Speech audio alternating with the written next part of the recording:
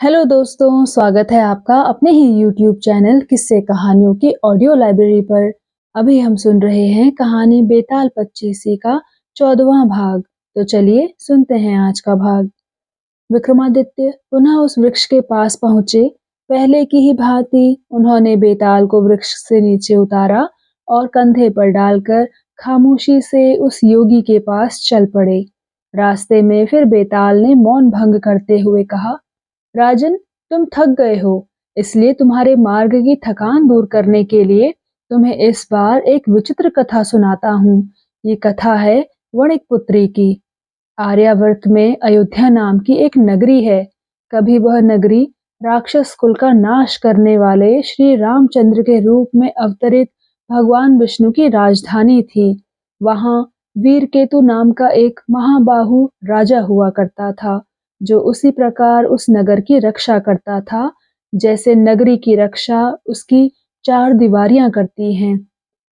उस राजा के राज्य की एक नगरी में रत्नदत्त नाम का एक धनी वणिक रहता था। वह वणिक समूचे वणिक समाज का नायक था।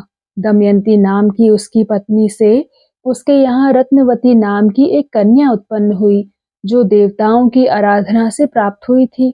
वह मनस्विनी कन्या अपने पिता के घर में रूप, लावण्य, विनय आदि सहज गुणों के साथ बढ़ने लगी।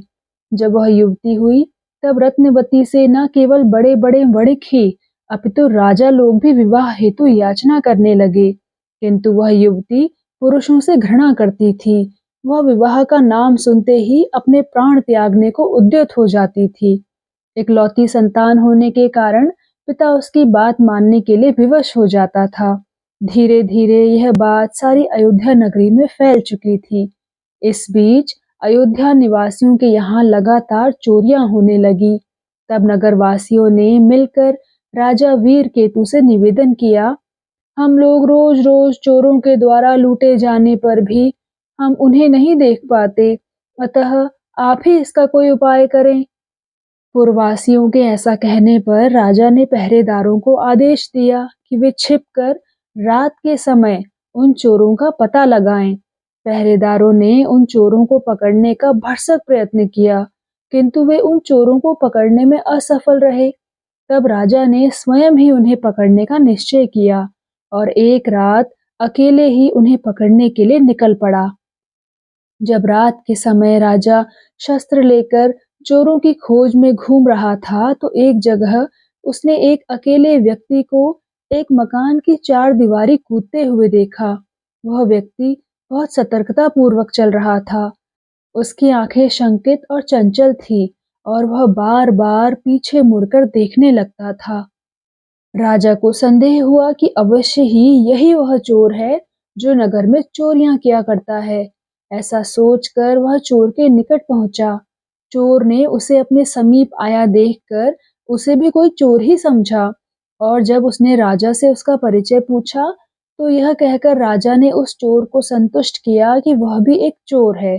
तब उस चोर ने कहा, तब तो तुम मेरे ही हम पेशा हुए, और कहावत भी है कि चोर चोर मौसेरे भाई। अतः मित्र, तुम मेरे साथ मेरे घर चलो, मैं वहां तुम्हारा उचित स्वागत सत्कार करूंगा। राजा उसकी बात मानकर उसके घर गया, जो एक वन में खोदी हुई भूमि के नीचे तहखाने के रूप में था। उस विशाल घर में सुख सुविधाओं के समस्त साधन मौजूद थे। वहां तेज रोशनी वाले दीपों की रोशनी हो रही थी। राजा जब एक आसन पर बैठ गया, तब चोर घर के एक भीतरी हिस्से में चला गया। कुछ ही समय पश्चात एक दासी वहां पहुंची और फुसफुसाते स्वर में राजा से बोली, हे महाभाग, आप यहाँ मृत्यु के मुख में क्यों चले आए? यह पापी तो एक कुख्यात चोर है। जब यह बाहर निकलेगा तो निश्चय ही आपके साथ विश्वासघात करेगा। आपके लिए यही अच्छा रहेगा कि आप तुरंत यहाँ से निकल जाएं। राजा चोर का ठाट-बाट देखकर बहुत कुछ अनुमान लगा चुका था, अतः उसने दासी के कथनानुसार उस समय वहां से पलायन करना ही उचित समझा और वह चुपचाप वहां से निकलकर अपने महल लौट आया। महल में पहुंचकर उसने तुरंत अपनी सेना की एक बड़ी सी टुकड़ी को तैयार किया और सैनिकों को ले जाकर उस चोर के आवास को चारों ओर से घेर लिया। चोर ने जब इस प्रकार अपने को घिरा हुआ देखा, तो वह समझ गया कि उसका भेद खुल गया है। इसलिए वह मरने का निश्चय करके युद्ध के लिए बाहर निकल आया। उस चोर ने राजा की सेना के साथ अकेले ही जमकर खूब लोहा लिया, पर अंत में राजा ने उसे निशस्त्र करके पकड़ ही लिया। राजा उस चोर को बांधकर उसके घर की सारी वस्तुएं और धन लेकर महल लौट आया। सवेरा होने पर उसने उस चोर को सूली पर चढ़ाकर प्राण दंड का आदेश दे दिया। धौंडी पीट कर जब उस चोर को वध भूमि में ले जाया जा रहा था, तब अपने महल की छत पर से उस वणिक कन्या रत्नावती ने उसे देखा। वह चोर घायल था, उसके अंग धूल से भरे थे, फिर भी रत्नावती उसे देखकर कामवश हो गई। उसने जाकर अपने पिता से कहा, पिताजी, जिस पुरुष को ये लोग वध करने लेकर जा रहे हैं, मैंने मन ही मन उसे अपना पति स्वीकार कर लिया है। अतः आप राजा से कहकर उसकी प्राण रक्षा करें, अन्यथा मैं भी उसके पीछे अपने प्राण त्याग दूंगी। यह सुनकर वणिक को बहुत आश्चर्य हुआ। उसने अपनी पुत्री से कहा, पुत्री, ये तुम क्या कह रही हो? तुम तो उन राजाओं को भी अपना पति नहीं बनाना चाहती जो तुम्हारी कामना करते रहते हैं। फिर भी तुम विपत्ति में पड़े हुए इस दुष्ट चोर की इच्छा कैसे कर सकती हो? वणिक ने अपनी पुत्री को बहुत समझाया कि वह उस चोर को पति रूप में पाने की अपनी हठ छोड़ दे, किंतु रत्नावती टस से मस न हुई और वह बार बार अपने प्राण त्यागने की धमकी देती रही। तब वह वणिक शीघ्रता से राजा के पास पहुंचा और अपना सब देकर भी राजा से उस चोर की मुक्ति मांगी, किंतु राजा ने 100 करोड़ स्वर्ण मुद्राओं के बदले भी उस चोर को मुक्त करने से स्पष्ट इनकार कर दिया। वणिक असफल होकर घर लौटा और जब उसने राजा के इनकार के बारे में रत्नावती को बताया, तो वह हठीली भी सबके समझाने बुझाने के बाद भी चोर के साथ ही मरने को तैयार हो गई। वह स्नान करके एक पालकी में बैठकर वध भूमि में गई। पीछे पीछे रोते हुए उसके माता पिता एवं बंधु बांधव भी वध भूमि में पहुंच गए। इसी बीच जल्लादों ने चोर को सूली पर चढ़ा दिया था। सूली पर टंगे हुए उसके प्राण छटपटा रहे थे। तभी अपने कुटुंबियों के साथ आती हुई रत्नावती पर उसकी निगाह पड़ी। लोगों से उसका वृत्तांत सुनकर उस चोर ने क्षण भर तो आंसू बहाए, फिर वह खिलखिलाकर हंस पड़ा और ऐसी ही अवस्था में उसने अपने प्राण त्याग दिए। बाद में उस साध्वी वणिक पुत्री ने उस चोर के शरीर को सूली पर से उतरवाया और उसे लेकर शमशान भूमि में उसके साथ चिता में जलने के लिए बैठ गई। उसी समय आकाशवाणी और उस शमशान में भगवान शिव ने अदृश्य रूप पहुंचकर कहा, हे पतिव्रते, स्वयं मरे हुए इस पति के प्रति तुमने जो भक्ति दिखलाई है उससे मैं संतुष्ट हुआ हूँ, अतः मुझसे कोई वर मांगो। यह सुनकर रत्नावती ने देवाधिदेव महादेव को प्रणाम करके उनसे यह वर मांगा, हे देव, मेरे पिता का कोई पुत्र नहीं है, उनको 100 पुत्रों की प्राप्ति हो। मेरे अतिरिक्त उनके यहाँ कोई संतान नहीं है, अतः वे मेरे बिना जीवित नहीं रहेंगे। उस साध्वी के ऐसा कहने पर भगवान शिव उससे पुनः बोले, तुम्हारे पिता को 100 पुत्र प्राप्त होंगे, लेकिन तुम कोई दूसरा वर मांगो, क्योंकि तुम्हारे जैसी वीर हृदय के लिए इतना ही पर्याप्त नहीं है। यह सुनकर उसने कहा, हे प्रभु, यदि आप मुझ पर प्रसन्न हैं, तो मेरे पति को जीवित कर दें और धर्म में इनकी मति स्थिर रहे।